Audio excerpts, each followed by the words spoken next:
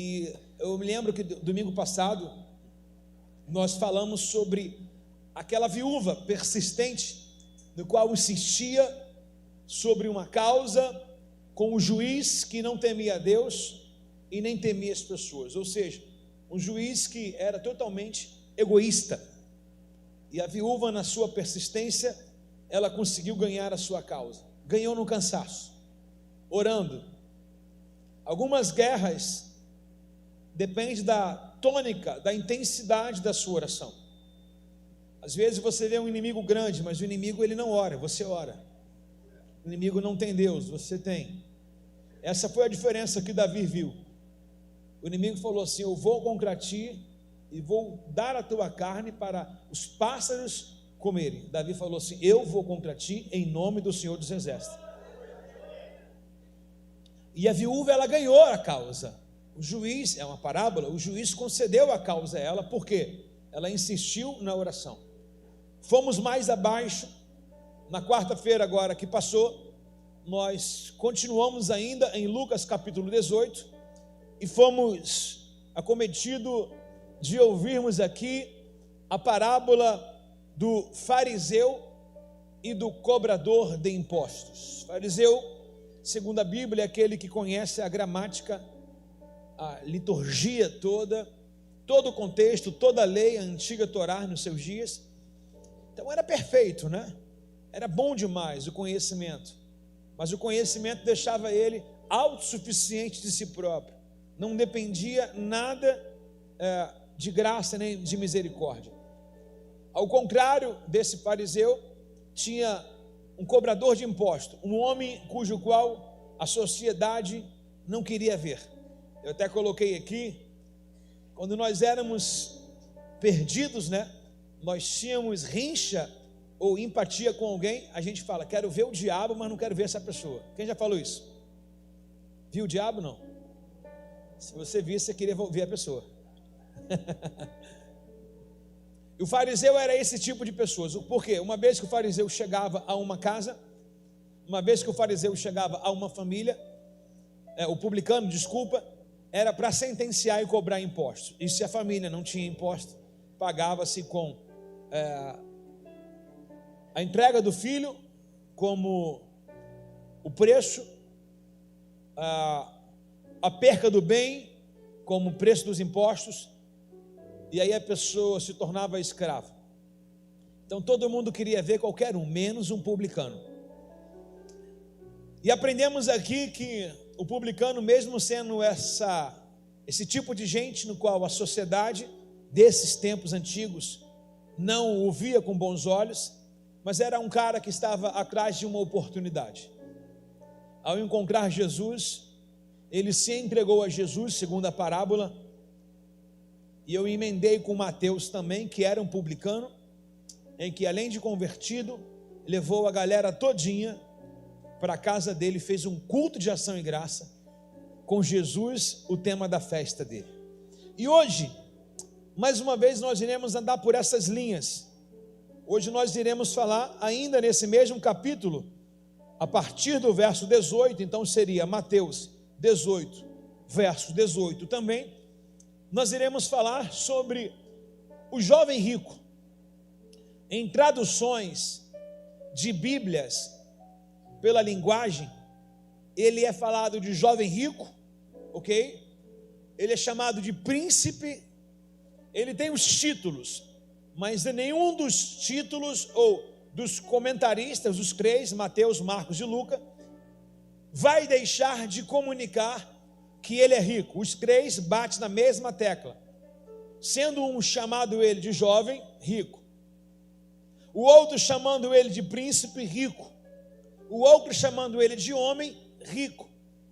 Mas dá a entender, pela tônica do texto, que ele está numa média de idade, acabou de sair da sua juventude, está trilhando os seus 21 anos de idade, pois é o ano apresentado aonde se considera um homem capaz de trabalhar, de edificar e de construir a família.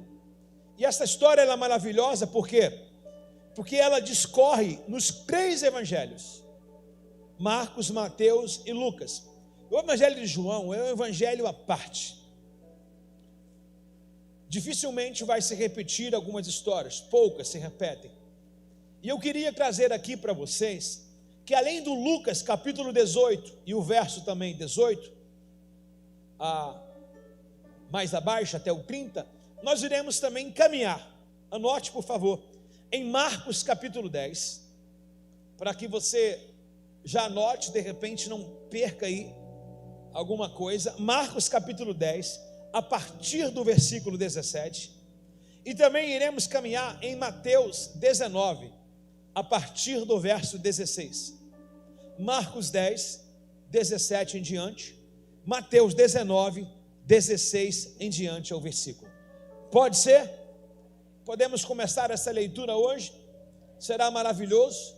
Eu sei que muitos de nós já ouvimos essa parábola, desculpa, não é uma parábola, essa história do jovem rico.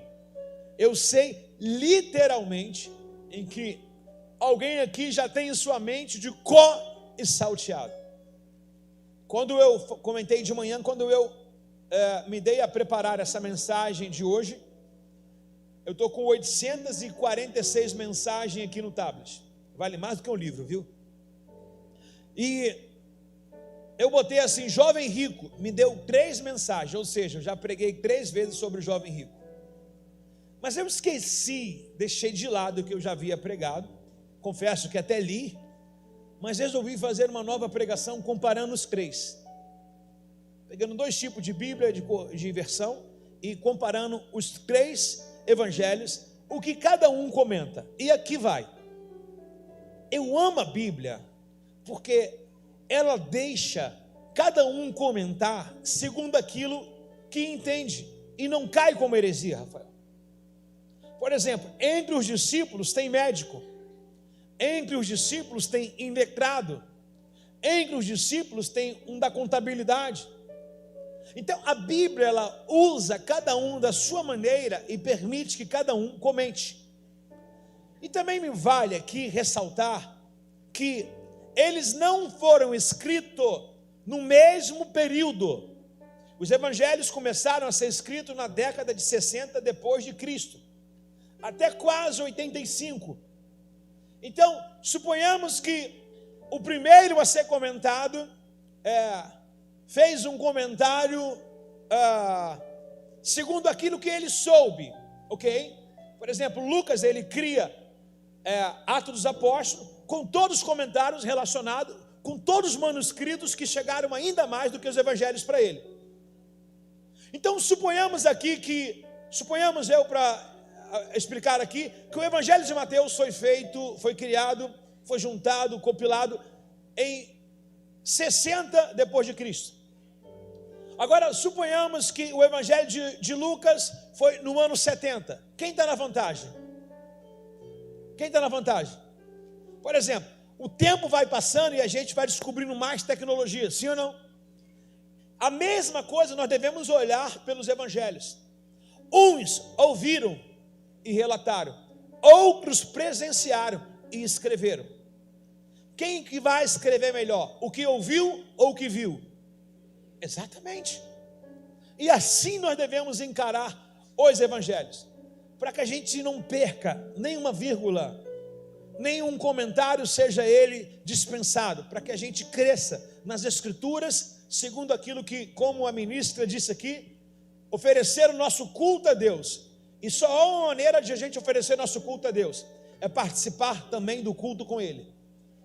A palavra é como se você estivesse dialogando com Deus. O exemplo, na minha infinita pessoa aqui, serei eu o porta-voz de Deus hoje a anunciar a sua palavra. Você não vai conversar comigo, enquanto eu leio a palavra, explico a palavra, você vai conversar com Deus na palavra dele. É o nosso diálogo.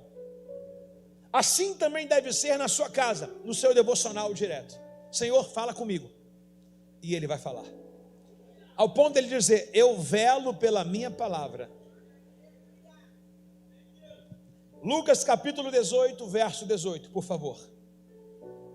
Certa vez um homem de alta posição perguntou a Jesus, bom mestre, que devo fazer para herdar a vida eterna? Por que me chama de bom? Disse Jesus. Apenas verdadeiramente Deus é bom. Você conhece os mandamentos? Não cometa adultério, não mate, não roube, não dê falso testemunho, honre seu pai e sua mãe. Disse o homem, o jovem rico: tenho obedecido a todos esses mandamentos desde a minha juventude.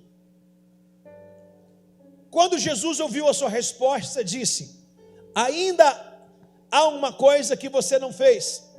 Venda todos os seus bens, dê o dinheiro aos pobres, então terá um tesouro no céu. E depois venha e me siga. Ao ouvir essas palavras, o homem se entristeceu, pois era muito rico. Ao ver a tristeza daquele homem, Jesus disse: como é difícil um rico entrar no reino dos céus. Na verdade, é mais fácil um camelo passar por um buraco de uma agulha do que o rico entrar no reino dos céus. Com a ajuda do Espírito Santo, peço que em cada leitura, em cada palavra, em cada verbo, em cada adjetivo, em cada pontuação, cada texto desse seja aplicado em nossas vidas. Bom, já falei, o tema é o jovem rico.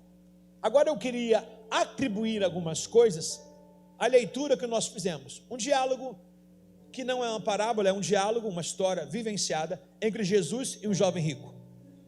E o jovem chega indouto, cheio de informação de si, mas com uma dúvida da eternidade. Ele é bem sucedido, ele parece ser bem ovacionado, porque ele é tratado até como príncipe, um certo príncipe. Então é alguém de uma cultura e de uma riqueza e de uma nobreza. E ele pergunta ao autor da vida: mestre.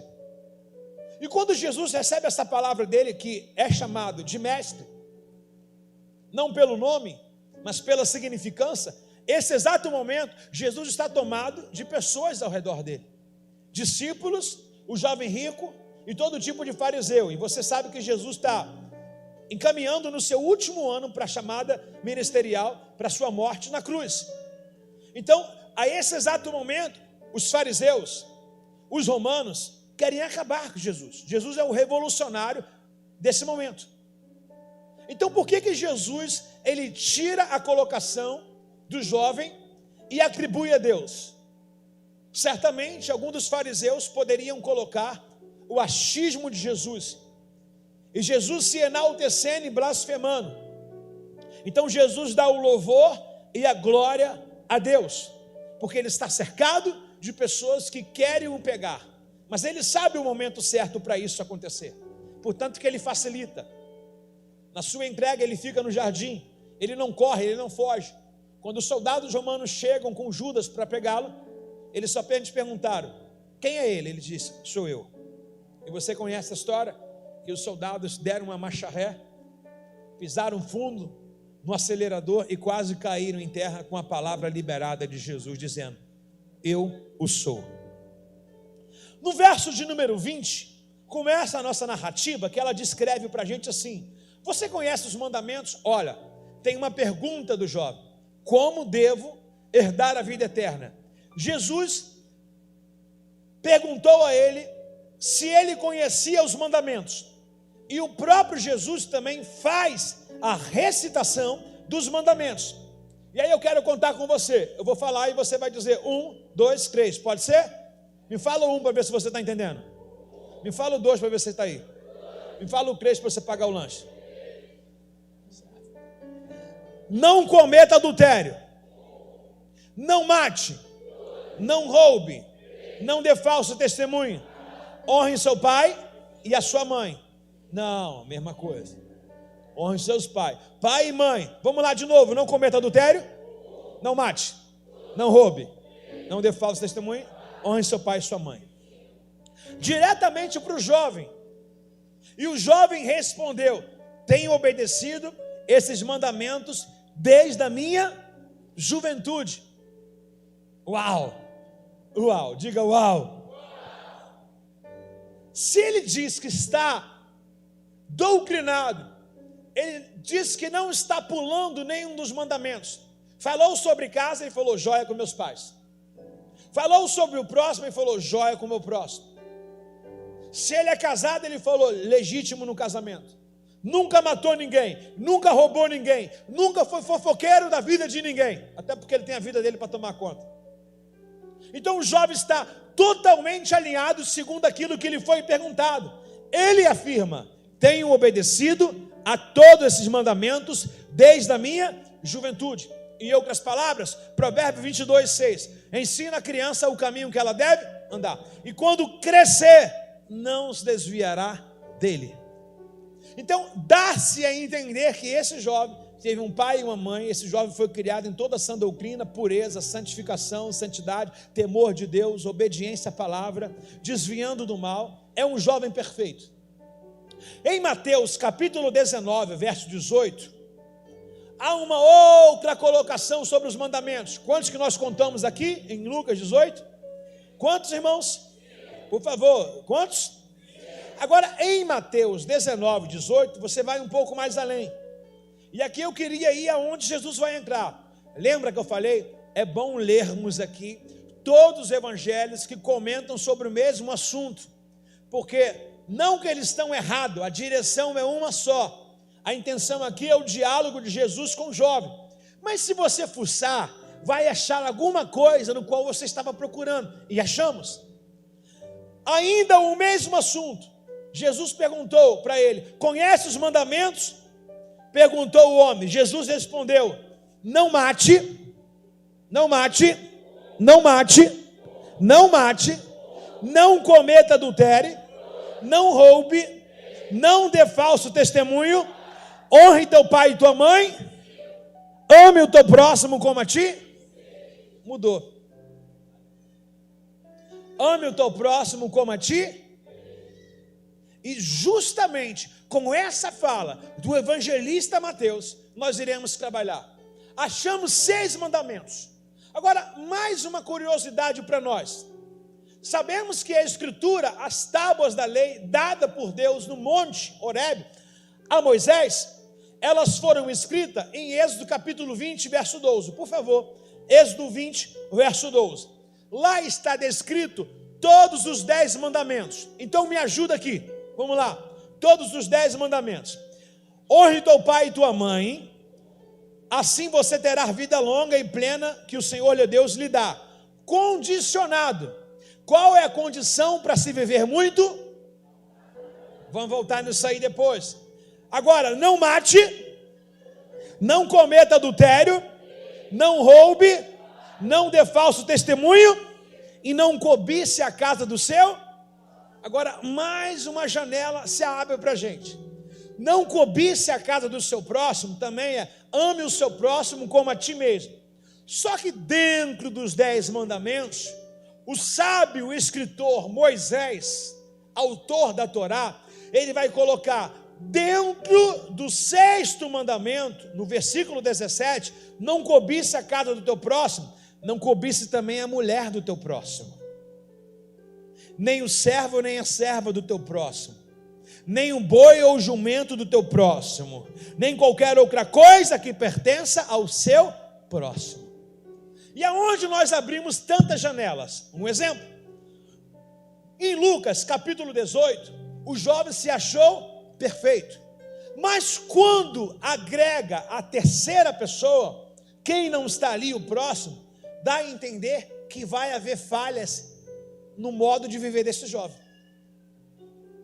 Agora cá para nós, quando foi escrito o Êxodo capítulo 20, quando Moisés, dado por Deus, descreve os 10 mandamentos, a gente sabe que os 4 primeiros mandamentos é relacionamento do homem com Deus. Não terás outro Deus diante de mim, não se dobrarás, nem outro Deus servirás. 4 mandamentos iniciais é relacionamento entre o homem e Deus. Agora, 6 mandamentos posterior ao primeiro Deus, lembra? Amarás o Senhor teu Deus acima de todas as 4, e ao teu próximo como a ti, 6. Agora, os outros 6 mandamentos que nos interessam, ou foi o que nós lemos aqui agora, é relacionamento com pessoas. E dentro desse relacionamento, o Êxodo, ele não pulou, ele não deixou barato para a gente. E ele diz assim, ó, não cobice a casa do teu próximo. O que é isso? Inveja. Você sabe o que o outro comprou? Olha como é que o outro está. Olha como é que a outra está se vestindo. Ih, nem te conto. Além disso, seria uma extrema fofoca, que também nós olharíamos pelo original e falaríamos assim: falso testemunho. O que é um falso testemunho? Falar de uma coisa que você não sabe, apenas olhar pela aparência e, pior ainda, comentar de alguém que não está presente. Em nossas palavras, fofoqueiro. Tem alguém comigo aí, não? Alguém comigo aqui? Alguém comigo? Levanta a mão, fofoqueiro. Não. Voltando ao nosso início, esses 6 mandamentos são relacionamentos pessoais. E o trechinho de Mateus 19 diz assim: honra o seu pai e sua mãe. Mas ele continua, ponto, continuação: ame o teu próximo como a ti mesmo. Se eu amar o meu próximo, eu não vou matar. Se eu amar o meu próximo, eu vou honrar pai e mãe. Se eu amar o meu próximo, eu não vou cometer adultério. Se eu amar o meu próximo, eu não vou roubar. Se eu amar o meu próximo, eu não vou dar falso testemunho nem ser fofoqueiro. Se eu amar o meu próximo, eu não vou cobiçar a sua casa, não vou cobiçar o seu carro, não vou cobiçar as suas riquezas, não vou cobiçar o seu negócio, não vou cobiçar nada do que ele possui, nem dentro nem fora de casa. Agora, quantos desses mandamentos nós quebramos aqui, princípio, todos os dias? Primeiro, já que nós começamos em Êxodo capítulo 20, honrar pai e mãe. O que é honrar pai e mãe? Hoje você olha na página de internet, de Instagram, o que você mais vê? Jovens, 16, 17 anos, 15 anos, 20 anos, correndo atrás, arriscando a vida, envolto de um celular. Mas esse jovem tem uma casa, pode ter uma mãe que é até cristã, porque hoje não existe uma receita de bolo. Ah, o cara é perverso, deve ter tido um péssimo pai. Não, tem filhos hoje ruins com pais bons. Tem filhos ruins com pais excelentes. Aí você vê, hoje, a pastora Sueli e o pessoal do Ministério Infantil pegaram as crianças do orfanato para trazer para a igreja das crianças, assistiram o culto de manhã. 10 crianças. Depois trouxemos eles para almoçarem com a gente.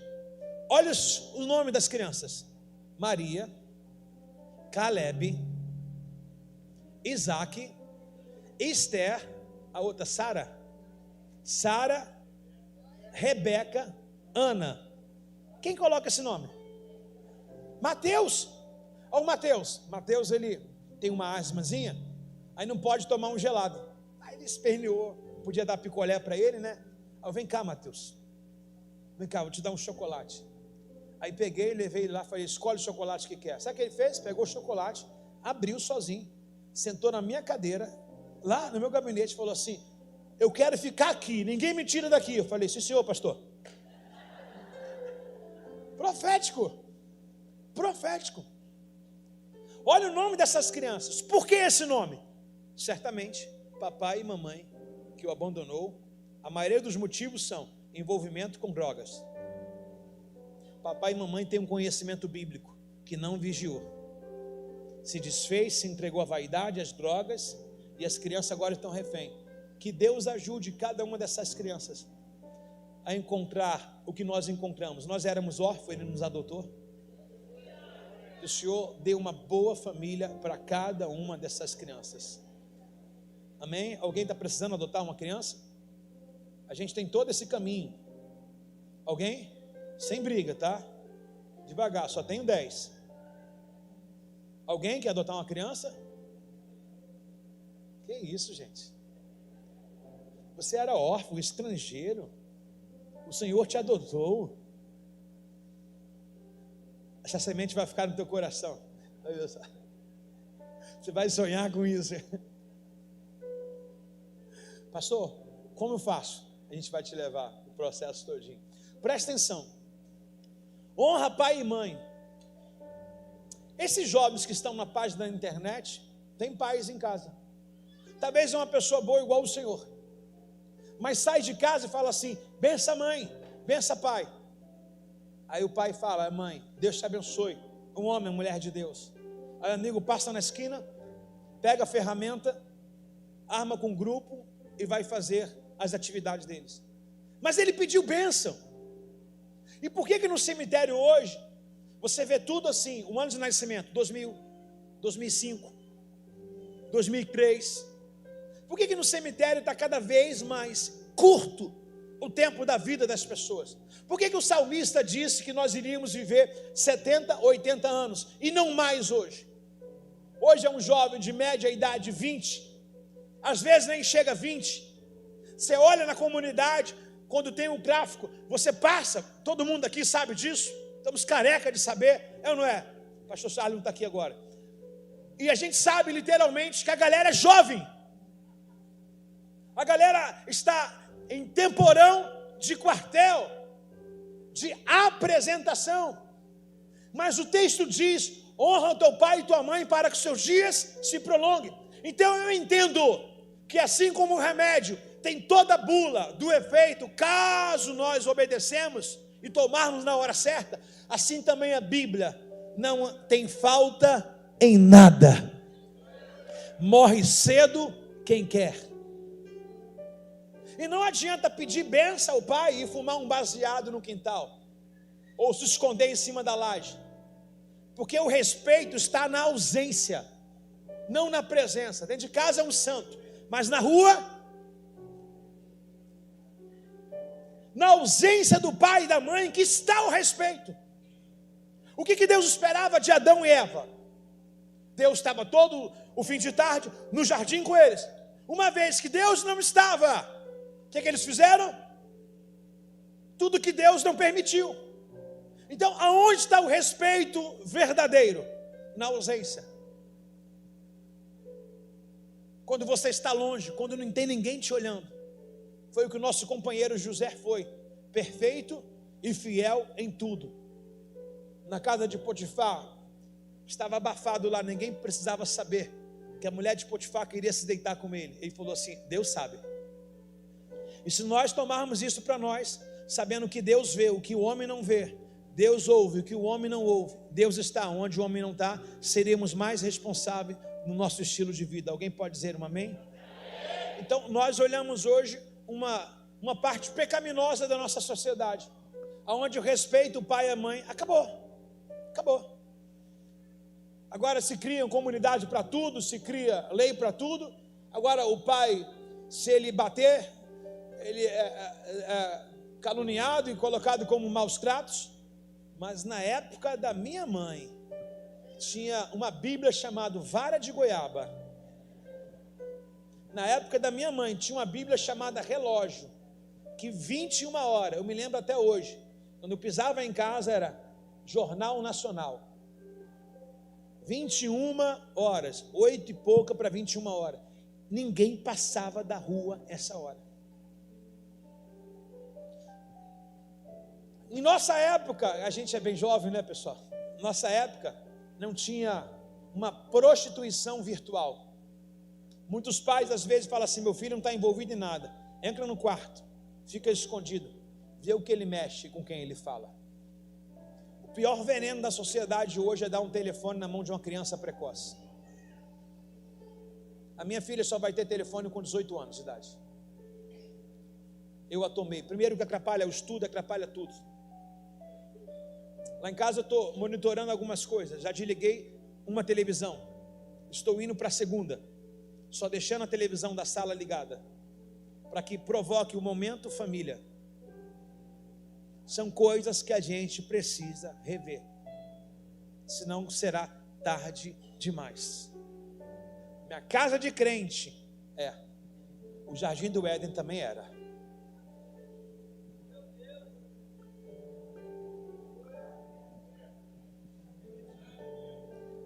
Honra teu pai e tua mãe, para que teus dias se prolonguem. O interessante é a colocação de amar o seu próximo. E quando o jovem ouve isso sobre amor ao seu próximo, ele está banhado, claro, do entendimento. Uma palavra para o judeu, porém, mencionada sobre o amor ao próximo, e ela atribui para a gente não cobiçar a mulher, nem os bens, nem o seu servo, serva, nem boi, nem jumento, ou seja, nenhum tipo de comparação. Se você acha que você nunca matou, se você acha que você nunca roubou, olhar para os bens, no caso aqui é boi e jumento. Imagine um fazendeiro aqui, que a Bíblia está dizendo algo contemporâneo dos dias. Imagine um fazendeiro, e o fulano está com 1000 cabeças de gado, eu só estou com 100. Caramba, uma vez que eu conto o que o outro tem e que eu não tenho, eu estou criando uma inveja. Ainda pode não ser ela, mas é o princípio para ela começar a reinar. Eu fico comparando, aí eu começo a ficar seguindo essa pessoa e só olhando o que ela tem. E eu estou quebrando um mandamento. Não devo ter inveja de ninguém. Cada um tem o que tem, cada um tem o que merece. Está comigo ou não? E hoje parece que isso, eu não sei como você vai entender, mas é uma moda, né? Se alguém veste uma coisa, o outro veste igual. Se alguém corta o cabelo, o outro corta igual. Quer ver uma coisa que é impulsiva? Quem mora em uma rua de casas? Quem mora em uma rua de casas?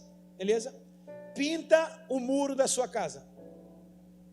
Em menos de uma semana, o vizinho vai dizer: rapaz, eu já ia pintar, a tinta estava até aqui.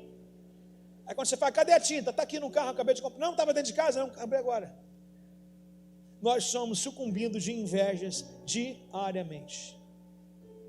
A gente viveu muito tempo em que o pessoal da frente aqui está comendo, em que a gente parou com isso, em que as pessoas falam: nossa, aquele carro, ai Senhor, tomo posse. Aí passava numa rua, via uma casa bonita, né? Uma casa linda, aí botava a mão: Senhor, tomo posse dessa casa. Ó, eu estou invejando o que não está nem à venda. Eu estou desejando o que é do... Você está entendendo? Do meu irmão. Quem é casado, levanta a mão. Quantos homens cobiçam a mulher dos outros? Não levanta a mão, vai ficar feio para você, né? Quantas mulheres cobiçam? E não é natural. Desculpa, é natural. Você abre o Instagram e vê um homem zarrão, todo malhadão, que não paga a sua conta, que não tem responsabilidade com a família, que tem a barriga de tanquinho porque não está trabalhando como o teu marido trabalha. Aí você fala: meu Deus, que homem, você é crente, mas você está disfarçada. É ou não é? Sim ou não, Geza? Sim ou não, Geza? Hã? Sim ou não? Aí o homem também, hoje a internet oferece tudo isso, o homem também olha e fala: nossa, que mulherão. Agora deixa eu te falar, alguém está investindo naquela mulher, naquele homem para estar assim. Alguém está patrocinando aquela mulher para estar assim. Sabe qual é a grama mais bonita, amado? Não é do teu vizinho. A grama mais bonita é do teu quintal, na tua casa. Só que ela precisa de tempo, de cuidado, de investimento. Aí o cara quer um mulherão, mas a mulher não tem dinheiro para... Irmão, já viu as mulheres de hoje? Já foi época que a unha era natural. E hoje é uma unha, mas é maneira. Maneira. A minha filha vive com tech bond.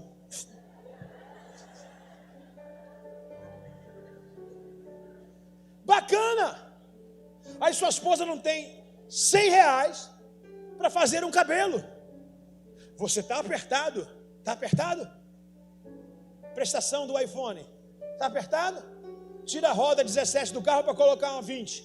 Na verdade, você está com o coração nos seus bens materiais e não na casa. Não na mulher. Mas é fácil olhar a mulher na rua? Uma mulher toda montada. Quem quer um mulherão?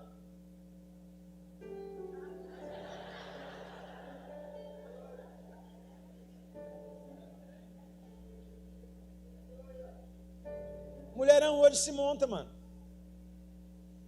Mulherão hoje é só liberar o cartãozinho, pão duro. É só dar uma patrocinada. É sério. A clínica de estética está aí, as roupas estão modernas demais. Quem quer um homem zarrão? Quem é casado quer um homem zarrão? Pegou aí. Tem uma irmã que fez assim, mas ela olhou para ele e falou assim: oi.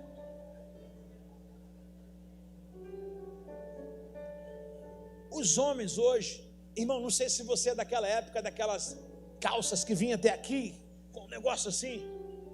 Os homens hoje compram uma calça bota uma blusa, um sapato, tá bonito. O cara passa ali no Marquinhos. Cadê o Marquinhos? Tá por aí? Eu vi o Marquinhos aqui. Aonde? Olha lá, é tu, Marquinhos, aí? Tá bombado? Camisa da Jéssica? Tá apertado. O cara passa no Marquinhos, vai lá na casa do urso, vai lá, reguinha no cabelo, ficou bonito demais. Os homens de antigamente, meu irmão, parecia o Jackson 5. Umas calças, uma vez eu pus uma calça quadriculada embaixo e um blusão quadriculado em cima. A minha esposa esse dia falou, a minha sogra, muito educada, a gente estava com os jovens lá na Praça Guilherme, de Bangu, 1 de maio, a minha sogra falou, meu genro está muito bonito, parecendo Agostinho Carrara. Olha como é que evoluiu hoje. Já viu aqueles homens com aquelas blusas de viscose, sei lá, de cetim, aquilo que fede a barata, né? Pô, hoje tem umas blusas, já viu os cortes das blusas, slim. O cara tem que usar, mas tem que ficar assim, ó. Não pode respirar. Então hoje, irmão, dá para dar uma valorizada, dá para dar uma melhorada. Olhe para o seu marido, compre umas blusas básicas para ele. Olhe para sua esposa, dê o seu cartão de crédito e a senha para ela. Sim ou não? Uma semana no spa, você vai ter outra mulher. Tem uma rua chamada Rua Spa ali. Então como que a gente não vai cobiçar? A gente não vai cobiçar construindo o que a gente quer, não olhando o que a gente não tem. Está comigo aqui? Não? Não cobice o boi nem o gado, nada do seu próximo. Não faça comparações com o seu próximo. Agora, o que me chama a atenção é que quando o jovem disse que cumpria tudo isso, Jesus, ele pediu algo para ele. Lembrando que nós abrimos a janela dos 6 mandamentos. E o último mandamento que descobrimos aqui através da leitura de Êxodo é amar o teu próximo e não cobiçar o que ele tem. Em Lucas capítulo 18, verso 22, diz assim as escrituras: quando Jesus ouviu sua resposta, disse, qual resposta? Ele disse, eu cumpro tudo desde a minha mocidade. Ainda há uma coisa que você não fez. Uau! Como é que Jesus ousa dizer isso se o cara falou que é perfeito em tudo? Mas lembra que é uma questão de comentário, porém, agora eu estou abrindo uma janela que Jesus está tratando aquilo que nós achamos do 6º mandamento, em que nós lemos sobre a cobiça. Então Jesus falou para ele, há uma coisa que você não fez, venda todos os seus bens, dê dinheiro aos pobres, então você terá um tesouro nos céus. Depois venha e me siga. Quem aqui, por exemplo, suponhamos que você tenha 100 mil na conta. Gente, foi o mínimo que eu coloquei, calma com as manifestações, só comecei. Mínimo, 100 mil. 200. Tem alguém que fez assim, ó. Ai, ainda bem, porque 100 era dívida, então vou ter 100 de sobrando. 300. 10 milhões e dá para alguém que está em fase terminal de morte, pela idade ou por uma doença. Não vai fazer efeito nenhum. Então a gente luta pelo aquilo que não ajuda a gente em nada. A gente gasta uma vida para ganhar dinheiro e gasta o dinheiro para recuperar o que a gente perdeu. É verdade ou não é? A conta não fecha. A conta não fecha. Mas agora nós temos outra colocação. Segundo o histórico desse jovem rapaz, Jesus diz para ele, Aladim, que falta uma coisa. Qual a coisa que falta? Qual o título que o texto dá para ele? De um jovem? É um adjetivo. Qual o título que dá para ele? Rico. Ele tem riqueza. Ele tem milhões. E vendo Jesus que ele disse que cumpria tudo, Jesus falou, então pega o que você tem, porque Jesus perguntou e disse, deu a recomendação para ele, segundo aquilo que ele perguntou. Lembrando que foi ele que teve interesse em perguntar sobre a eternidade. E Jesus vai responder falando sobre a eternidade, falando para ele desfazer daquilo que é da terra ou desapegar daquilo que é da terra. Vende o que tem, dá aos pobres e me segue. Mateus teve dificuldade de fazer isso, vimos na quarta-feira? O publicano teve dificuldade? Não. Mas um conhecedor da Bíblia tem dificuldade. Um conhecedor da Bíblia é difícil ser fiel. Ele questiona, ele fica assim, pô, mas está no Antigo ou no Novo Testamento? É obrigado ou não é? E um publicano, um pecador, ele não quer nem saber onde está escrito. Ele fala, para fazer eu faço. Só um, aleluia. Agora Jesus, ele usa literalmente o argumento que ele tem. Lógico, ele está dentro do contexto. Jesus pediu algo dentro do que ele conhecia na lei. Ele vai falar com esse jovem em cima do que ele conhecia e o que ele não fazia, achava que fazia. Agora preste atenção em Marcos capítulo 10 e o verso 21, o comentário do evangelista Marcos. Marcos 10, 21, por favor. Olha o outro comentário. Quando Jesus ele viu, ele disse, ó, difícil é um rico entrar no reino dos céus. Mas o Marcos vai contar de forma diferente. E aqui nós iremos mudar a nossa visão ótica da palavra.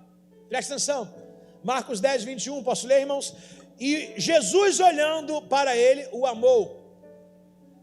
Corrigida. Ricardo, bota na corrigida. E Jesus, dá no mesmo aí, mas eu quero trazer essa mesma tônica daqui, ó. E Jesus olhando para ele, o amor, aí tá, com amor, né? Dá no mesmo, amor foi colocado aí, beleza? E Jesus olhando para ele, o amou e lhe disse, falta-te uma coisa. Mas antes de ele cobrar o que ele deveria fazer, olha o texto.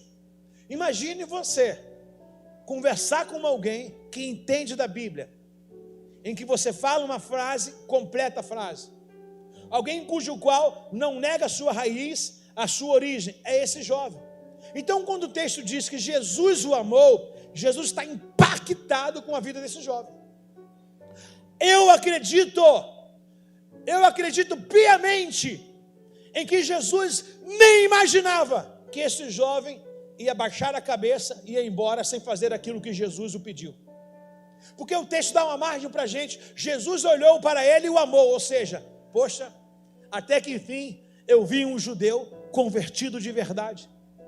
Alguém que tem interesse na salvação. Pronto, como começou o texto acima? Bom mestre. Como é que os judeus tratavam Jesus? De fariseu, de falso profeta. Como é que eles tratavam Jesus? Desdenhando de Jesus. E ele não, ele mostra um apreço pela pessoa de Jesus, um respeito pela pessoa de Jesus. E todas as informações que Jesus via nele, casava, batia. É como se você visse hoje um jovem entregue a Deus, um jovem apaixonado com Deus. Você fala, nossa, que paixão. Ou a sadia, na parte A, que tomou o coração de onde venha nós, vai. Mas quando é o reino, retrocedemos. E agora Jesus vai colocar a parte B dizendo, vai, vende tudo que tens, dá aos pobres e terá um tesouro no céu, e toma a tua cruz e me siga. Agora colocou o peso, condicionado. Colocou um peso. Agora o outro comentarista, ele vai dizer, presta atenção, verso 23 de Lucas 18, verso 23 de Lucas 18. Ao ouvir essas palavras, o homem se entristeceu, pois era muito rico. Imagine você conversar com uma pessoa mega espiritual, aí você cobra algo dela, a espiritualidade acaba. É o que aconteceu aqui nesse diálogo entre Jesus. Estava tudo bem caminhando para o reino. Poxa, mais um salvo aqui, que legal. Olha aí, esse que é um filho de Abraão agora vai para o céu e tudo mais. E de repente, de uma hora para outra, Jesus cobra uma coisinha dele. Qual é a coisinha? Aquilo que ele mais amava. O que ele mais amava? Obedecer a Deus, mas também amava as riquezas. Eu vou lhe mostrar isso em gênero, número e grau. E de repente, quando Jesus coloca, o texto apresenta para a gente, ao ouvir essas palavras, vende o que tem, dá aos pobres e me segue. O homem se entristeceu, pois era muito rico. É como se você entrasse aqui no horário do almoço e falou: nossa, achei a minha igreja. Eu estava comentando com 2 pastores hoje que a doutrina de Rehobote é severa. Não é pesado, é fardo, é leve. Mas é uma doutrina que cobra santificação, santidade, compromisso e comprometimento. Qualquer uma igreja não olha a sua vida para você entrar para a obra. Aqui a gente puxa teu SPC, Serasa, nada consta, Receita Federal, entendeu? Antecedentes criminais. Já tem gente querendo correr. Já tem um irmão que olhou para ela e falou: cadê onde que é a porta? Aqui você tem um tempo para ser avaliado no ministério. Você entrou agora, no mínimo 6 meses para você participar de tudo, para depois ingressar no ministério. Mas quantas igrejas liberam na primeira semana pelo talento, pela necessidade da obra e tudo mais, e não olha a qualificação do obreiro? Quantas igrejas não prezam pela doutrina da santificação?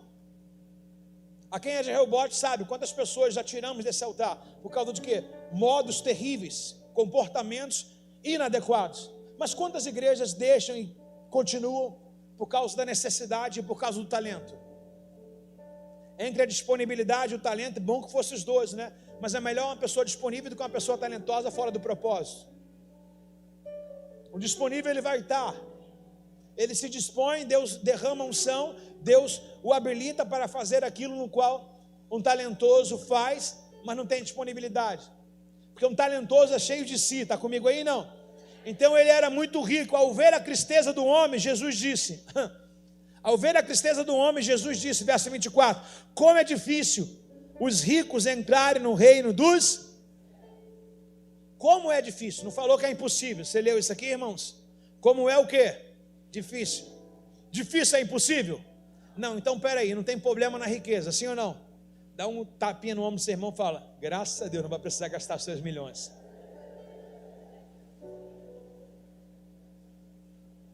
Olha, se eu fosse você, eu olhava para quem está do seu lado, porque ele é o próximo milionário, viu?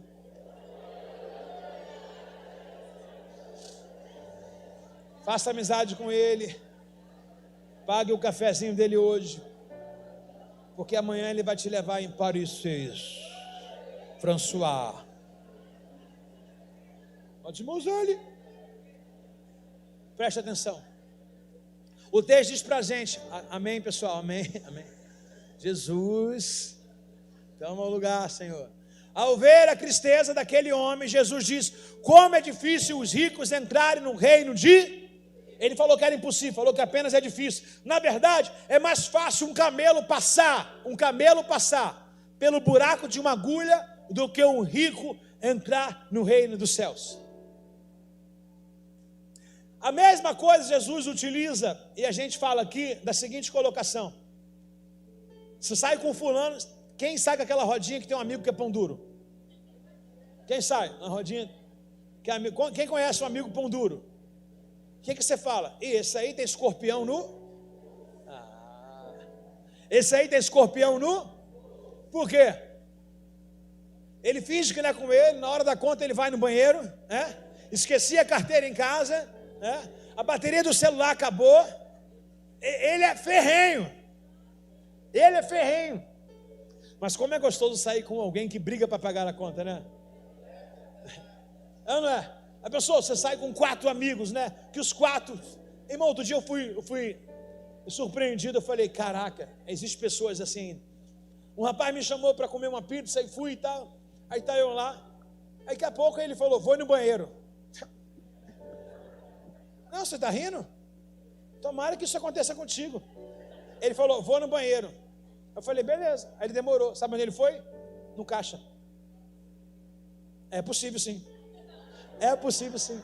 Ele foi no caixa e pagou toda a conta. Aí quando ele sentou, tal, de conversa vai, conversa vem. Daqui a pouco eu... Fecha a conta para mim. Ah, rapaz, está pago. Eu falei...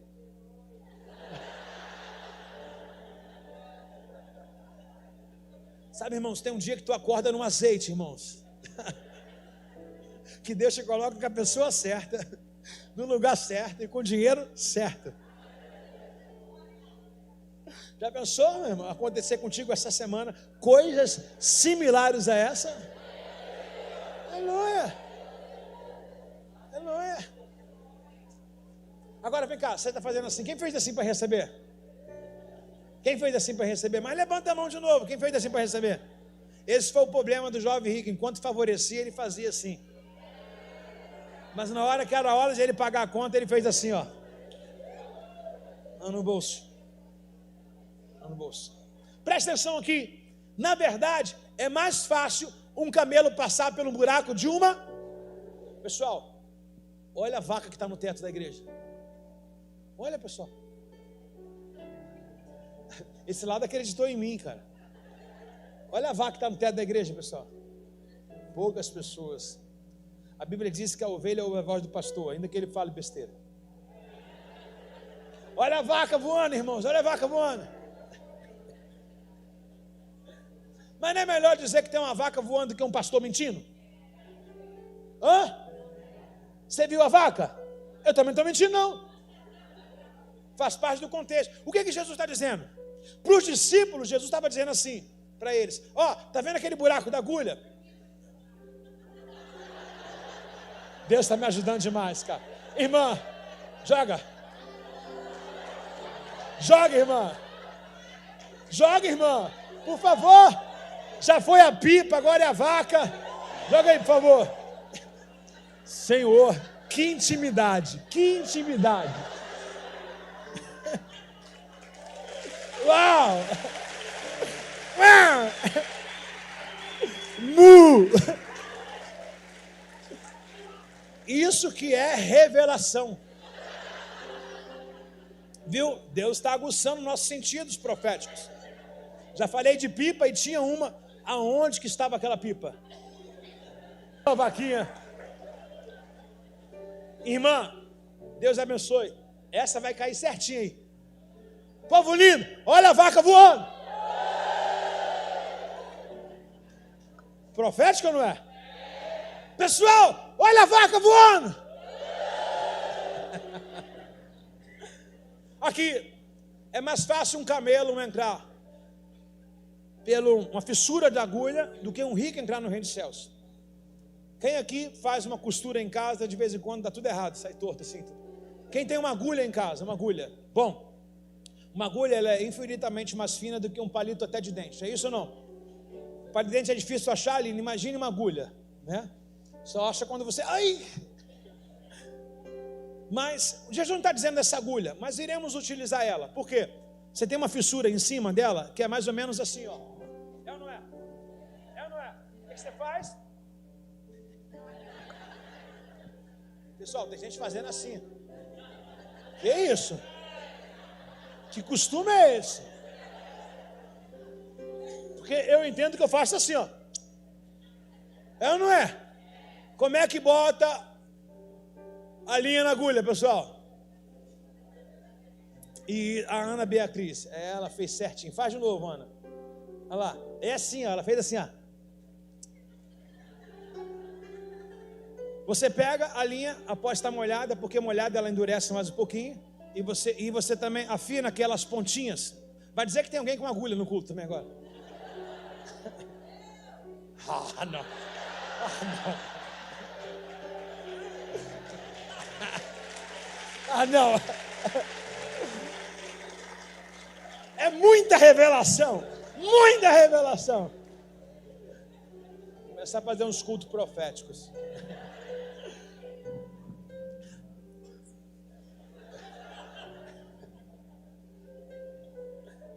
Me dá aqui.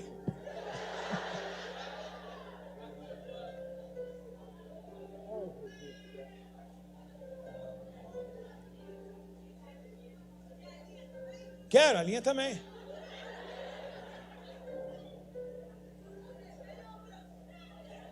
Irmão, não quero nada de voodoo. Quero só a linha e a agulha. Gente, ela tem um pote de agulha. Tu trabalha com voodoo, não? Brincadeira, né, irmãos? Aqui tem uma agulha aqui, Keila. Tem aqui. Aqui, Benta, viu? Pronto, aqui, obrigado. Tu acha que eu vou? Já está aqui, já. Estou tão na unção que já veio pronto. Se eu ficasse aqui para acertar isso aqui, era o culto inteiro. Eu ia falar assim, pessoal, que o Senhor te abençoe e te guarde. Está vendo aqui, irmãos? Uma agulha e uma linha. A agulha é quase imaginário. E aí eu quero atribuir a verdade. Gente, é muita unção. É muita revelação, muita. Em Israel, para que você habite num castelo, e para que o inimigo não lhe pegue e não invada, além dos portões, que são altamente protegidos, altamente guardado na sua espessura, no seu tamanho, difícil de invadir, pelo menos naquela época, que seria um tronco batendo, mesmo assim teria que ter uma força, discrepância absurda. Mas a intenção de Jesus utilizar é o que todo mundo conhece. Suponho que Jesus está de frente a um lugar ou a um muro cujo qual tem exatamente o que nós vimos aqui agora, agulha. Quando ele diz buraco da agulha, primeiro, nem existia. Ou não. Como é que costurava? Sei lá, com alguma coisa. Acho que a gente foi aperfeiçoando.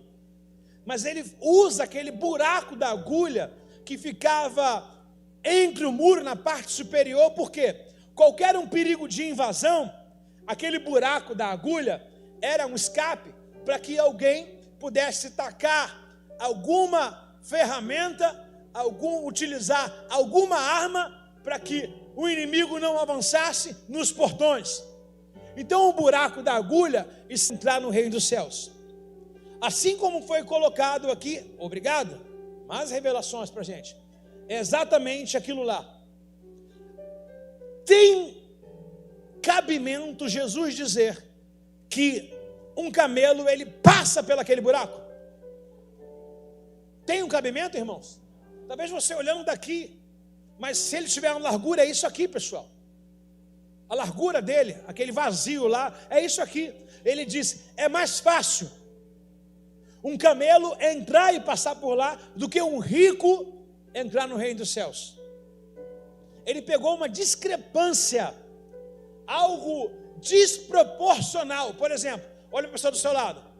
É mais fácil esse irmão pagar o lanche do que você tirar algum dinheiro do seu recurso hoje. Hoje vai acontecer o milagre da agulha na sua vida. Nós iremos acabar antes das 9 horas, como foi falado. Era 8, não? Era 9, né? E hoje o seu larica vai rolar solto hoje. Vai ou não vai? Aí amanhã você está correndo 10 km, valeu? Mas esse buraco da agulha, ele é colocado como algo dificílimo, quase impossível. Mas Jesus falou assim, ainda assim é mais fácil um camelo passar lá do que um rico entrar no reino de Deus. Na verdade, é mais fácil um camelo passar pelo buraco de uma agulha do que um rico entrar no reino dos céus. Agora presta atenção em Marcos capítulo 10, verso 24.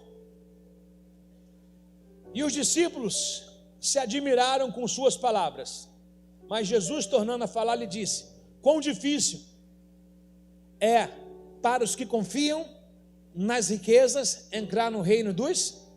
Repete comigo, quão difícil é os que confiam na riqueza entrar no reino.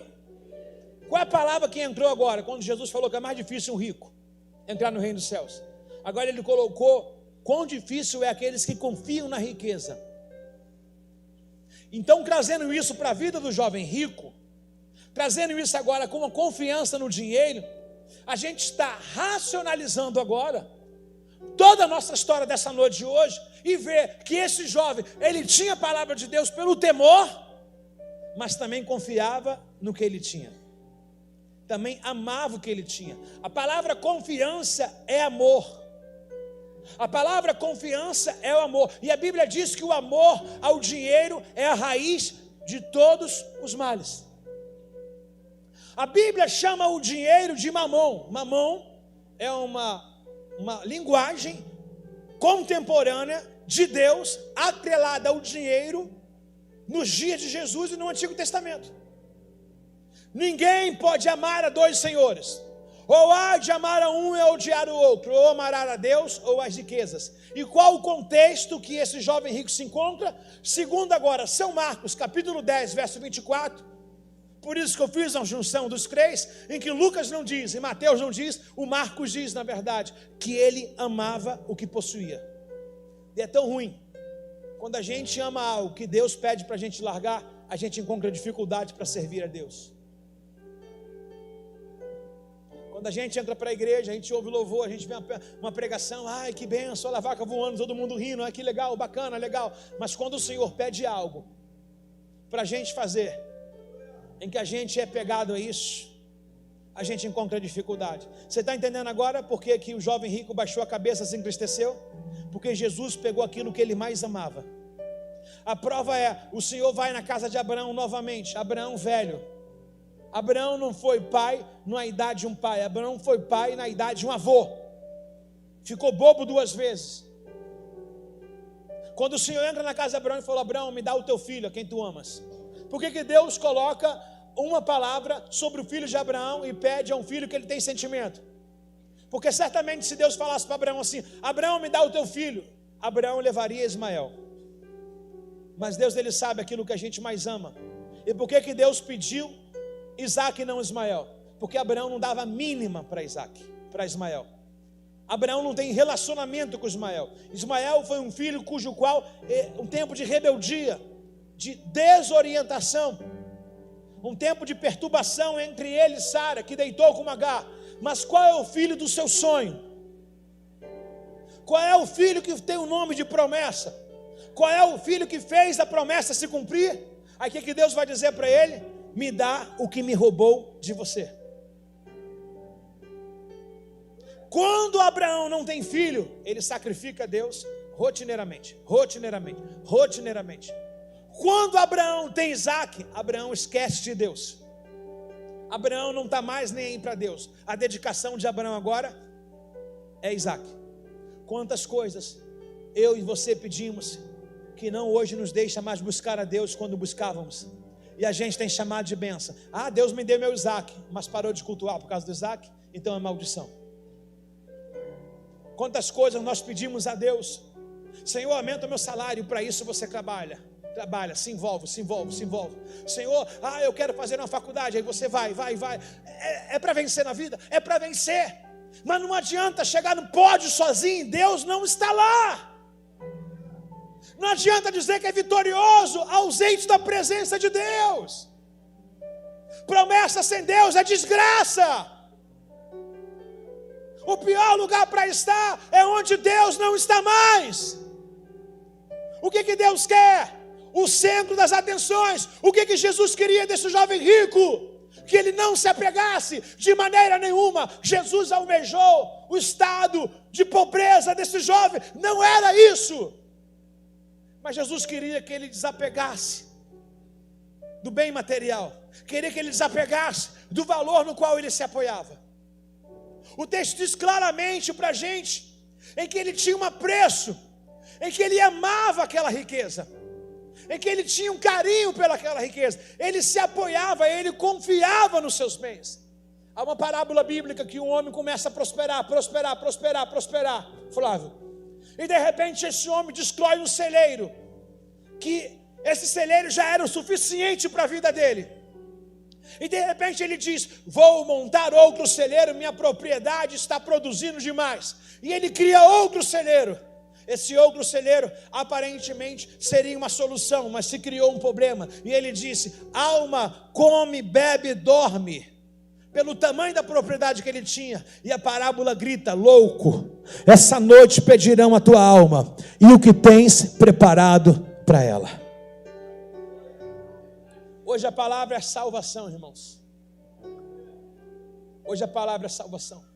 Já viu aquela parábola da porta estreita? Por que a porta estreita? Largue a porta. Porque tudo que você tem não vai entrar por essa porta estreita. Tudo que você carrega, qualquer currículo, qualquer fama, qualquer nome, qualquer tipo de seguidor que você tem, qualquer coisa contemporânea dos dias de hoje, não vai entrar com você nessa porta estreita. Sabe qual é o tamanho dessa porta estreita? O tamanho que você tem sem nada do que você fez, sem nada do que você conseguiu, nada do que você é. Vamos acabar com uma cultura de Faraó. Os faraós, eles morriam e enterravam-se com todo o seu tesouro, esperando a reencarnação, esperando a vinda dos mortos. Nenhum faraó até hoje reencarnou.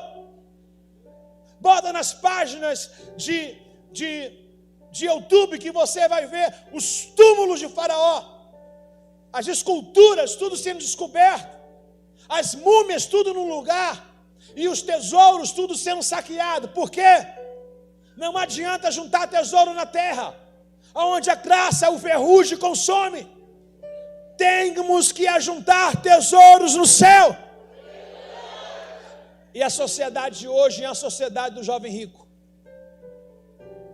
que sacrifica tudo, sacrifica família, sacrifica igreja, sacrifica fé, sacrifica tudo em nome da riqueza. Foi o que esse jovem fez. Mas ele conhecia a palavra. E quantos outros jovens ricos nós temos por aí que conhecem a palavra, mas não vivem a presença? Quantos outros jovens ricos que se dispersaram por causa de algum bem material? Eu aconselhei um rapaz há um tempo atrás, ele falou assim: vou comprar uma casa de praia. Eu falei: faz isso não, rapaz, é cavar tua sepultura. Ele: que isso, pastor? Poxa. Eu falei: rapaz, faz isso não. Você não tem nem tempo para ir para essa casa de praia. Primeiro, todo fim de semana você vai para lá, acabou o culto. Outra coisa, amigo, não é sempre que você vai. Se fosse, você não vai, você vai gastar com caseiro, com luz, com IPTU, com seguro, com tudo. Se você pegar na ponta do lápis, multiplicando por 12 meses, você viaja até o Brasil, irmão. Você tira onda. Fala a reforma da casa, deterioração da casa. O escravo que casa faz, corrosão, exposta ao tempo, pintura uma vez anual. Besteira. O que nós estamos querendo viver como jovem? De aparência. Se Deus hoje pediu o que você mais ama, você daria? Vou repetir de novo. Deus olha para você hoje e fala: meu filho, é o seguinte, quero 3 meses de oração comigo, pede conta no trabalho amanhã. Você faria? Quem faria? Quem faria? Quem faria? Tem certeza, irmãos? Se Deus dissesse para você assim, ó: meu filho, a partir de hoje nada de Flamengo.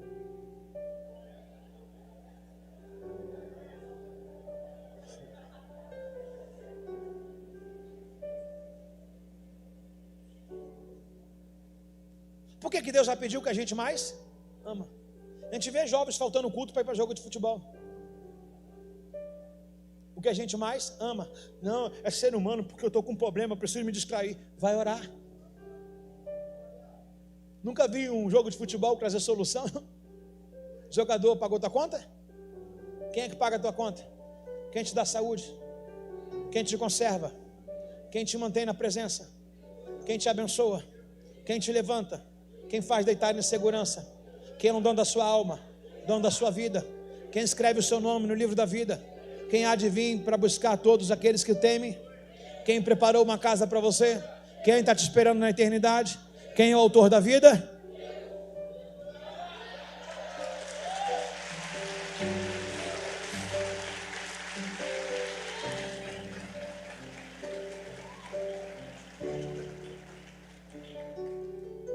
Quando nós tínhamos loja, eu cheguei para a Bárbara e falei assim: Deus está me pedindo tudo. Eu larguei as lojas todinho, que era para vender naquele momento, vendi, depois larguei na mão dela. Sabe, irmão, quando você tem um chamado, você precisa largar algo grande. Tem gente que não tem renúncia e diz que tem chamado. Por que Abraão não voltou atrás? Porque ele entregou o melhor que ele tinha. Por que o Eliseu não voltou atrás? Porque ele matou as juntas de boi e deu a carne para todo mundo comer. A gente precisa entender que isso aqui não é uma plataforma. Servir a Deus não é um modelo, é um estilo de vida espiritual. Quer vir para a igreja, quer ir para o céu, mas não quer renunciar a um pecado? Quer vir para a igreja, quer ir para o céu, mas não quer renunciar ao cigarro? Aqui você não traz, mas na porta-luva você está com ele lá. Quer vir para a igreja, mas não quer largar uma pornografia? Quer ir para o céu, quer ir para o céu. Quer ir para o céu. Ah, eu quero que Jesus me salve, eu quero que Jesus me cure. Como está o teu estilo de vida? Qual o teu nível de santificação e de renúncia? Nenhum, zero. Vai ficar na estaca zero. À medida em que você medir, Ele vai te medir também. Cá para nós. Jesus saiu correndo atrás do jovem rico. Ei, jovem, aqui, deixa eu aumentar o discurso, mudar a pregação aqui. Poxa, não pode perder esse jovem, não. Ei, a mensagem não pode ser mudada. Ou a gente se adequa a ela. Deus não vai mudar a mensagem. A mensagem da Bíblia é uma: pega a tua cruz e me siga. Ah, para mim é muita cobrança. Porta da rua. Fica visitando as igrejas. Vê se vai mudar de vida. Jonas tentou fugir, irmãos. Fez um plano perfeito, o plano perfeito de Jonas. Tenho dinheiro, eu vou fugir, ninguém me manda. O texto diz que ele pagou o dinheiro o barco com o seu próprio dinheiro. Dono do dinheiro, dono da lancha, jovem rico. Jonas tentou entrar, entrou, trouxe problema para quem estava naquela embarcação. Veio uma grande tempestade, você conhece muito bem. Foi lançado à sorte, Jonas foi lançado ao mar, descobriram que era ele. E vai só piorando. Jonas foi no ventre da baleia, e depois Jonas foi na profundeza do mar. Esses dias eu fiz uma postagem no status sobre o filho pródigo, e a imagem era ele cuidando de porcos, e o título era: não deixe chegar a esse nível para você entender que a casa do pai é o melhor lugar. Você vai viver, vai abrir a internet agora, um coach vai te falar palavras mágicas. E a maioria dos coaches que vão te ensinar técnicas de prosperar, nem faculdade tem, nem venceram na vida. A maioria desses caras alugam casa, alugam carrões, fazem parcerias, nada é deles. Vivem no mundo de fantasia para enganar os bobos de rede social. Não é feliz, não tem família, não tem paz, não dorme. Vende o almoço para comer a janta. É real. Vivem de aparência. É o jovem rico. Rico para com os homens, pobre para com Deus. Todos nós, irmãos, temos uma renúncia para fazer. Às vezes a sua renúncia é a distância da sua casa para chegar em Rehobote. Talvez a sua renúncia é exatamente isso. O tempo de culto que nós temos aqui. Talvez a sua renúncia é o conforto em que você pode ter. O patamar aonde você chegou. Sentar aqui como juiz, ouvir um garoto. Sentar aqui como médico e ser um servo. Sentar aqui, não pegar o seu título para se apoiar nele e pegar uma vassoura para varrer a igreja. É a sua renúncia. Todos nós temos uma renúncia para fazer. O melhor da renúncia é que a gente coloca a gente no lugar devido. Ela nos traz uma sensibilidade, ela nos traz uma humanidade. Páscoa foi agora. Nossos filhos disseram assim, disseram, os dois. Toda a família senta no domingo. É renúncia pastoral. Que privilégio. Eu posso receber pessoas aqui de manhã e de noite para falar da verdadeira Páscoa. A nossa Páscoa não tem dia. Não conseguimos nos reunir. Porque temos um serviço a cumprir, uma missão a fazer. E um soldado em missão não escolhe dia nem hora, está em missão.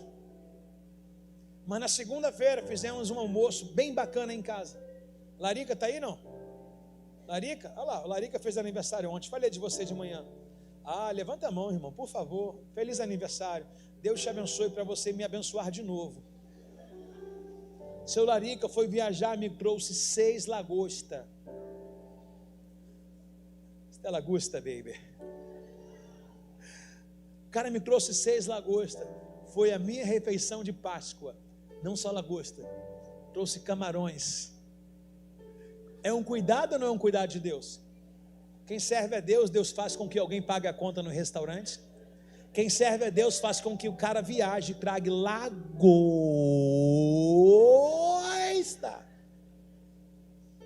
Eu nunca vi alguém servir a... Estou muito profético hoje, muito profético. Muito. Uau! Uau! Por favor, pessoal. Servir a Deus e se dedicar. Porque, na verdade, é o seguinte. A palavra pregoada aqui é devoção. E um devoto, você é ou não é?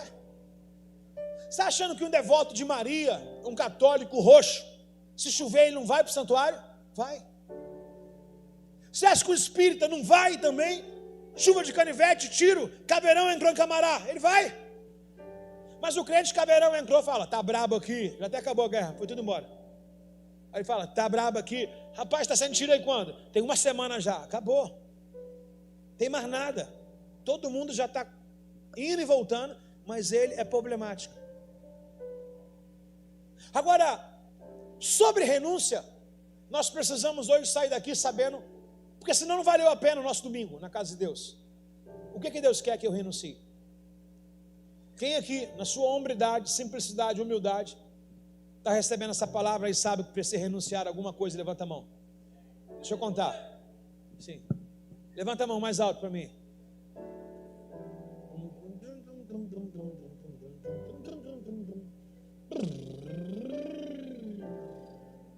Legal, bacana. 80% da igreja. Você não tem nada para renunciar não, jovem? É? Tem? Por que você não levantou a mão? Todos nós temos alguma coisa para renunciar. Já experimentou renunciar à sua juventude? O que é renunciar à juventude? A sua carnalidade, seus sentimentos, a sua sensualidade. Já experimentou ser um tipo de Sansão na sua juventude? Um tipo de José na sua juventude? Como que o jovem pode agradar a Deus, irmãos? Obedecendo a sua palavra, vivendo em santidade com ela. A primeira renúncia que Deus quer de um jovem, tem alguém comigo ou não? Então esse jovem rico, ele amava o dinheiro. No verso 26 e 27 de 18 diz assim: aqueles que ouviram disseram, então quem pode ser salvo? Imagina o Pedro, que é ele aqui. Quem pode ser salvo? Alguém que falou que conhecia a Bíblia inteira. Jesus falou assim, esse aí vai para o inferno. Você imagine pegar alguém na igreja e você fala assim, caramba, esse aí é um homem de Deus. E aí de repente o Senhor fala assim, esse aí não é meu servo não, esse aí vai para o inferno. As suas expectativas vão por água abaixo. Esse dia vi um amigo postar em que uma igreja em que ele congregava, o líder dessa igreja caiu e todo mundo está disperso. Ele fez um vídeo dizendo, gente, o líder da igreja primitiva morreu e a igreja cresceu. O que ele está dizendo? Jesus morreu e a igreja só cresceu. E hoje um líder cai e todo mundo fala, não confio mais em ninguém, confio mais em ninguém. Que igreja chola é essa, irmão? Igreja Nutella, irmão. Igreja que se alguém pisa num pé de alguém fala, não vou mais, não me olharam, não falaram comigo, não fizeram o pix, ninguém me ajudou. Ei, a fé é individual e a salvação também. Mimimi. Jesus morre e a igreja cresce. Paulo está perseguindo e a igreja se expande. A saída da igreja, Paulo está perseguindo, o que eles fazem? Se espalham. Se espalham. Cresce mais ainda, atinge mais pessoas ainda. E a gente está minguando, irmão. Cadê o poder da igreja? Que o Senhor nos traga de volta esses dias, irmãos. Então Pedro disse, quem pode ser salvo? Jesus respondeu, o que é impossível para as pessoas é possível para Deus. A salvação, segundo Tiago, não é pelas obras, para que ninguém se glorie. A salvação é pela fé. Pastor, tem problema em ter dinheiro? Claro que não. Agora eu vou fazer uma pergunta terminando. Quem aqui tem problema se enriquecer? Pastor, se eu enriquecer, eu me desvio rapidinho. Quem sabe? Só um, irmão. O resto, eu vou dizer que ele é o verdadeiro, todos estão mentindo. Quem sabe que se mudar de vida um pouquinho, dá um pé fora? Quem sabe? Quem sabe? Aquela chamada assim, Deus não dá asa. Agora deixa eu te falar um negócio. Aonde que dinheiro na Bíblia é proibido? você viver bem.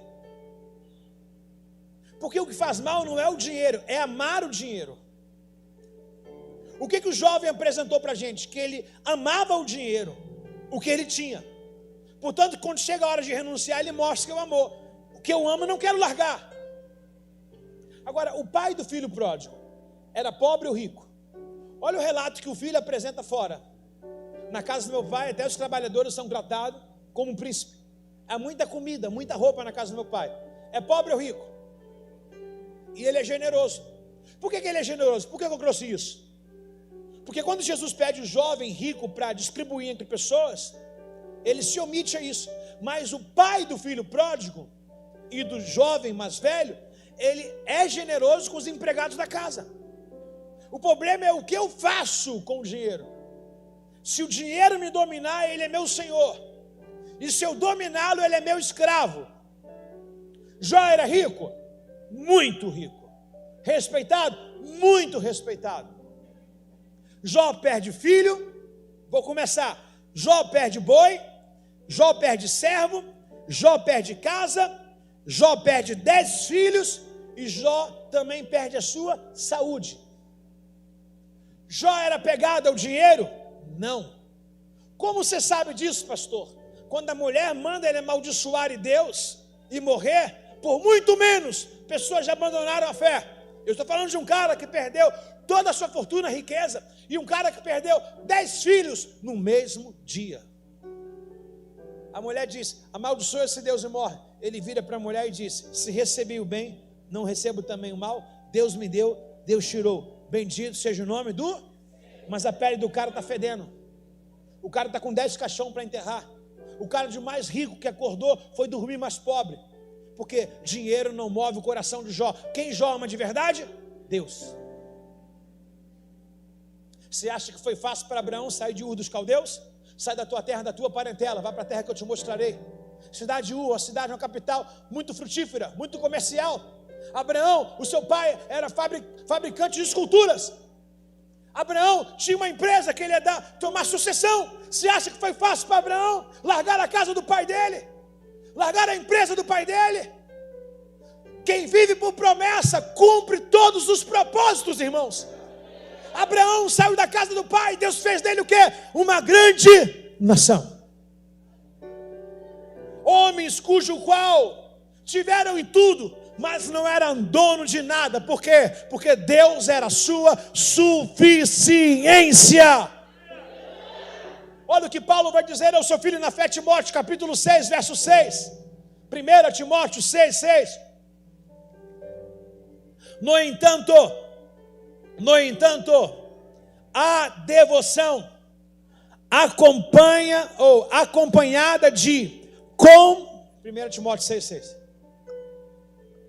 Portanto, no entanto, a devoção acompanhada de contentamento em si mesmo é grande o quê? Timóteo 6, 6. Aí, foi? No entanto, obrigado. A devoção acompanhada de contentamento em si mesmo é grande riqueza. Ou grande riqueza é. O que é devoção? A fé. Acompanhada de quê? De contentamento. O que é contentamento? Não olhar o que o vizinho tem. Contentar com o que eu tenho. Qual a melhor grama, irmão? É a que eu tenho, é só molhar.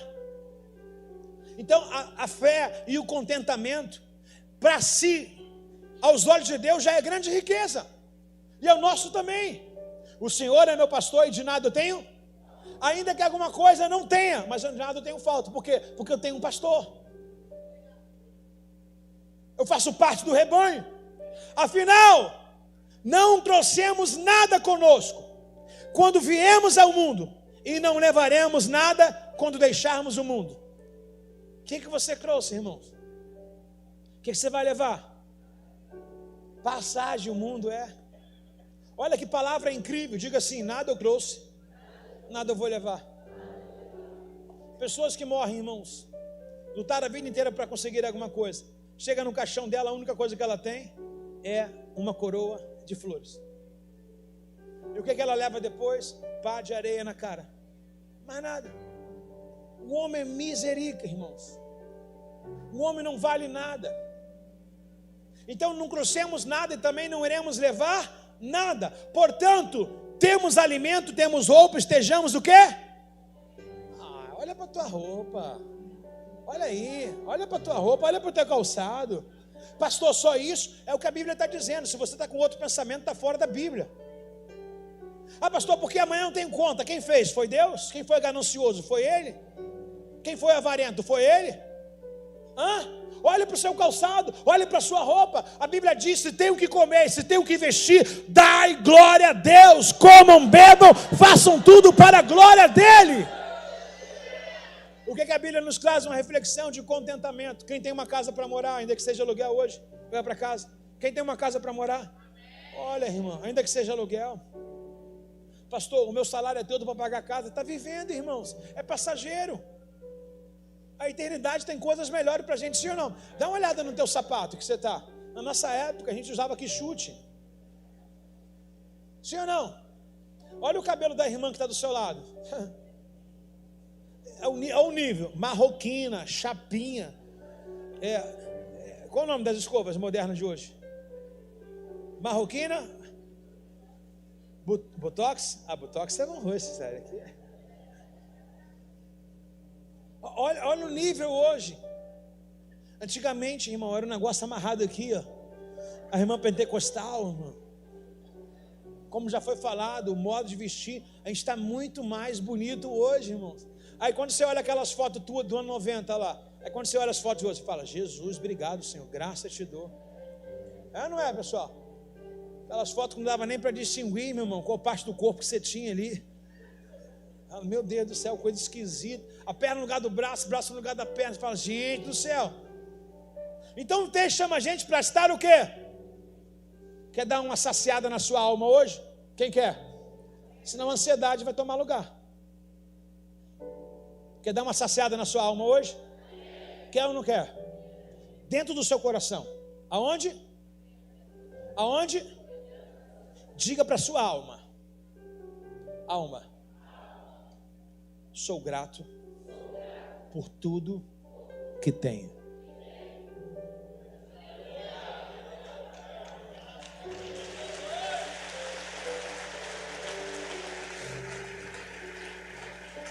Qual é o perigo da riqueza? Lembra que o jovem saiu voado? O perigo da riqueza é esse, verso 9.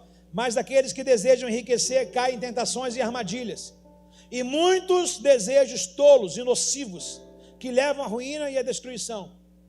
O desejo ambicioso. Eu tinha uns jovens na igreja que eram benção demais, mas começaram com essa ganância de joguinho, tigre. Está tudo perdido de novo hoje. Estava caminhando tão bem, estava na fé. Olha o desejo desenfreado, desejo não permitido, não honesto, não adquirido, forçado. Não é a força de um trabalho digno, não é a força de um trabalho desonroso.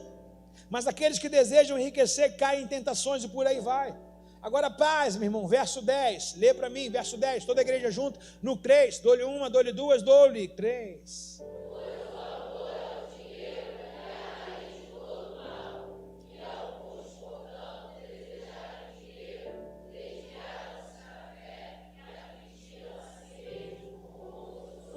Qual o problema do dinheiro? Amor ao dinheiro. O que o jovem rico fez? Amor ao dinheiro. Você pode ter e não ser, irmão. Pessoal, você tem uma grana, aí Deus fala: ó, meu filho, desfaz disso aí. Você desfaz na maior naturalidade. Você tem uma grana, Deus fala: ó, quero que você abençoe fulano. Você vai abençoar com a maior naturalidade. Na verdade, você entende que nada é teu. Você é apenas um mordomo, um administrador. Não está apegado a nada. Está comigo ou não? Então, o que jovem tinha? Amor ao dinheiro. Agora, pasme. Lucas 18, verso 28, finalzinho. Pedro disse, deixamos todo o nosso lar para seguir. Lembrando que nós estamos também na pegada de renúncia. Repete comigo: renúncia.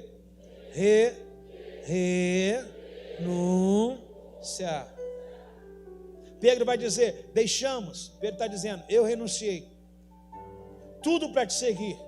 Nós renunciamos, deixamos nossos lares para te seguir. Pedro tem esposa, Pedro tem sogra, E Jesus curou a sogra de Pedro. Pedro tem uma esposa. Só que Jesus passou, mandou Pedro jogar a rede, e agora mandou ele vender o barco, e agora mandou ele seguir. Quantas das vezes Pedro deixou de estar com uma esposa para seguir o ministério de Jesus?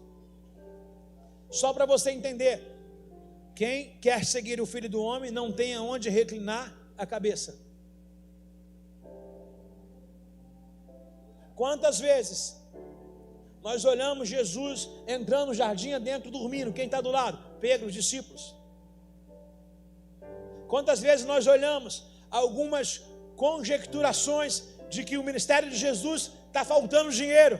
Quem está do lado? Pedro. Pedro era um empresário, dono de uma embarcação. E agora Pedro diz assim: Senhor, eu deixei tudo, o meu lar, para lhe seguir. Ele não divorciou com a esposa. Ele se absteve de uma vida de um homem comum. Ele colocou o reino de Deus como prioridade. Ele está dispensando a maior parte do seu tempo para seguir ao ministério. Uma vida devota. É muito lindo olhar Abraão subir o Moriá por dias. É muito lindo saber que Moisés ficou no Horebe por dias, 40. É muito maneiro saber que Jesus também passou pelo deserto 40. Mas quando é a nossa hora, o nosso dia, a gente acha um culto de 2h30, cansado e pesado. É muito lindo ler a Bíblia, mas o melhor é vivê-la. O melhor é saber que eu também posso oferecer a minha renúncia. Jesus respondeu: eu lhe garanto que todos que deixaram casas, esposas, irmão, pais, filhos, por causa do reino, receberão nesse mundo uma recompensa muitas vezes maior, e no mundo futuro terão também direito à vida eterna. O que é que o jovem rico queria? Qual foi a pergunta dele? A vida. E qual é o condicionamento para a vida eterna? Renúncia. Pastor, talvez o teu lugar não é dinheiro, porque você não tem. Mas o tempo, como eu falei, um jogo de futebol. Alguma coisa que você sabe, todo mundo tem uma renúncia. A gente sabe o que é a nossa alma. Agora, o que mais me chama a atenção são essas colocações, Marta, em que eu fiz dos 3 evangelhos. E aí eu quero ter aqui um momento de honraria ao evangelista Marcos, porque o evangelista Marcos salvou a nossa alma nessa noite. Posso ouvir um amém? Diga obrigado, Marcos. O seu comentário me será muito útil. Vejam bem o que diz Marcos 10, 29.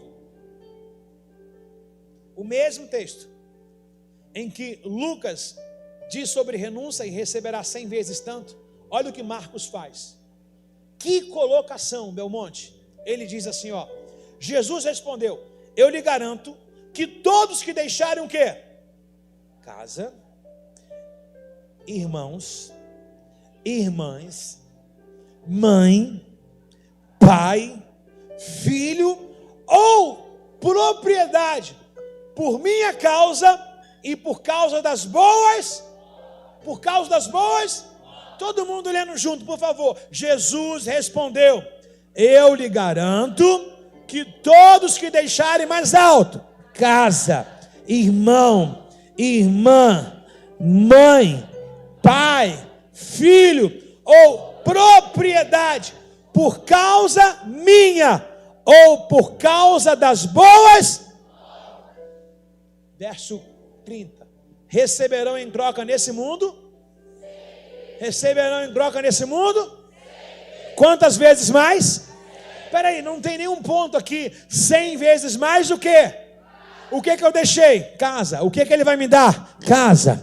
100 vezes mais o quê? O que que eu deixei? Irmãos. O que que ele vai me dar? Irmãos. 100 vezes mais o quê? O que eu deixei? Irmã. Ele vai me dar irmãs. 100 vezes mais o quê? Mães. Ele vai me dar mães. 100 vezes mais o quê? Filho. Ele vai me dar filho. 100 vezes mais o quê? Propriedade. Ele vai me dar propriedade. Deus não deve nada para ninguém. Nem sempre a gente vai conseguir ter a nossa família não entende. Na verdade, as nossas famílias às vezes é a âncora para parar o nosso ministério. São chantagens emocionais. Usam o nome familiar e a corrente sanguínea. Só que a fé é contra isso tudo. Ah, pastor, mas a Bíblia diz que quem não administra bem a sua casa, administrar é uma coisa, isso não é omissão.